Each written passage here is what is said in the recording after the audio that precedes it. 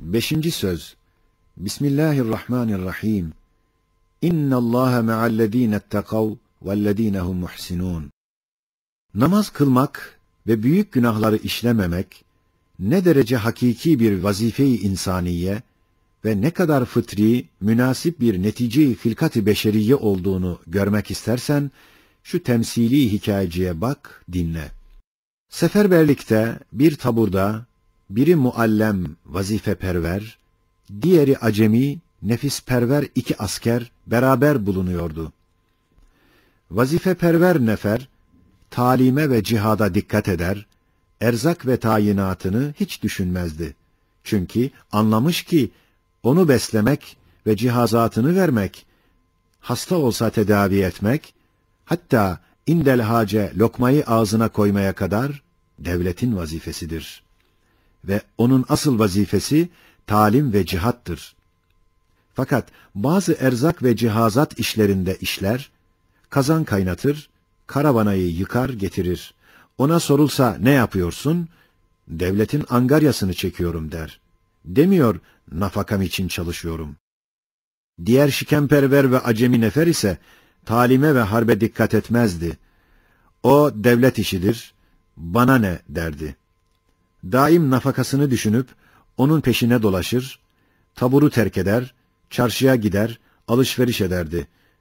Bir gün muallem arkadaşı ona dedi: "Birader, asıl vazifen talim ve muharebedir. Sen onun için buraya getirilmişsin. Padişaha itimat et, o seni aç bırakmaz. O onun vazifesidir. Hem sen aciz ve fakirsin, her yerde kendini beslettiremezsin.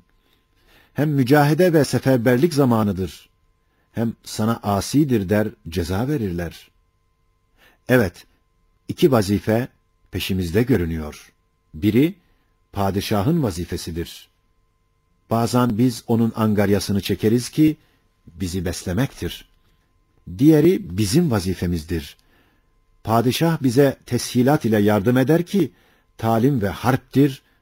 Acaba o serseri nefer, o mücahit mualleme kulak vermezse, ne kadar tehlikede kalır anlarsın.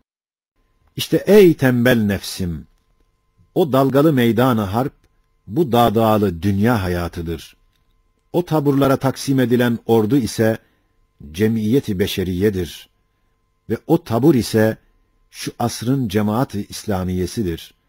O iki nefer ise, biri feraiz-i diniyesini bilen ve işleyen ve kebairi terk ve günahları işlememek için nefis ve şeytanla mücahede eden müttaki Müslümandır.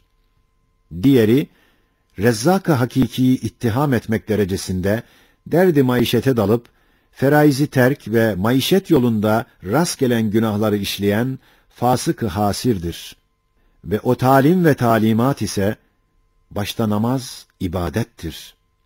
Ve o harp ise, nefis ve heva, cin ve ins şeytanlarına karşı mücahede edip, günahlardan ve ahlak-ı rezileden, kalp ve ruhunu helaketi ebediyeden kurtarmaktır. Ve o iki vazife ise, birisi hayatı verip beslemektir. Diğeri, hayatı verene ve besleyene perestiş edip yalvarmaktır. Ona tevekkül edip emniyet etmektir. Evet, en parlak bir mucize-i sanat-ı samedaniye ve bir harikayı hikmet-i Rabbaniye olan hayatı kim vermiş, yapmış ise, rızıkla o hayatı besleyen ve idame eden de odur.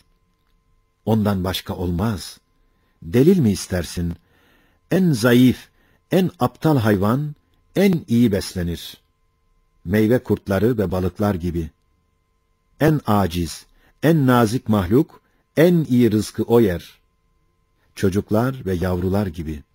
Evet, vasıtayı rızkı helal, iktidar ve ihtiyar ile olmadığını, belki aczu zaaf ile olduğunu anlamak için, balıklar ile tilkileri, yavrular ile canavarları, ağaçlar ile hayvanları muvazene etmek kâfidir. Demek, derdi maişet için namazını terk eden o nefere benzer ki, talimi ve siperini bırakıp çarşıda dilencilik eder. Fakat namazını kıldıktan sonra Cenab-ı Rezzak-ı Kerim'in matbaha-i rahmetinden tayinatını aramak, başkalara bağır olmamak için bizzat gitmek, güzeldir, mertliktir, o dahi bir ibadettir. Hem insan ibadet için halk olunduğunu, fıtratı ve cihazat-ı maneviyesi gösteriyor. Zira hayat-ı dünyeviyesine lazım olan amel ve iktidar cihetinde en edna bir serçe kuşuna yetişmez. Fakat hayat-ı maneviye ve uhreviyesine lazım olan ilim ve iftikar ile tazarru ve ibadet cihetinde hayvanatın sultanı ve kumandanı hükmündedir. Demek ey nefsim, eğer hayat-ı dünyeviyeyi gaye-i maksat yapsan ve ona daim çalışsan, en edna bir serçe kuşunun bir neferi hükmünde olursun. Eğer hayat-ı uhreviyeyi gaye-i maksat yapsan ve şu hayatı dahi ona vesile ve mezra etsen ve ona göre çalışsan, o vakit hayvanatın büyük bir kumandanı hükmünde ve şu dünyada Cenab-ı Hakk'ın nazlı ve niyazlar bir abdi, mükerrem ve muhterem bir misafiri olursun. İşte sana iki yol, istediğini intihab edebilirsin. Hidayet ve tevfiki Erhamur Rahiminden iste.